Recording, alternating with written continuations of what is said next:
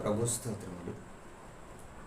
ఒక్కొక్కసారి మనకు శత్రువులు కనపడినప్పుడు భయపడుతూ ఉంటాం.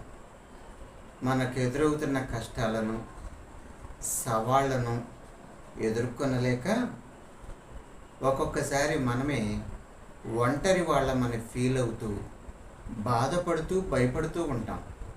అయితే యెషయా గ్రంథం 41వ అధ్యాయం 13వ వచనంలో, నీ దేవుడైన యెహోవానగు నేను, భయపడకుము, నేను నీకు సహాయము చేసేదనని చెప్పుచు నీ కుడి చేతిని పట్టుకొనుచున్నాను అని అక్కడ వ్రాయబడి ఉంది.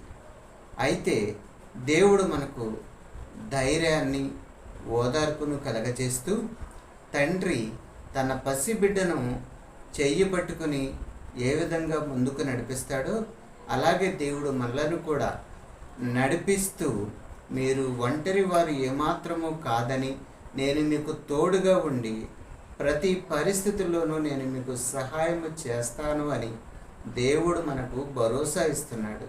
అలాంటప్పుడు మనకు భయం ఎందుకు?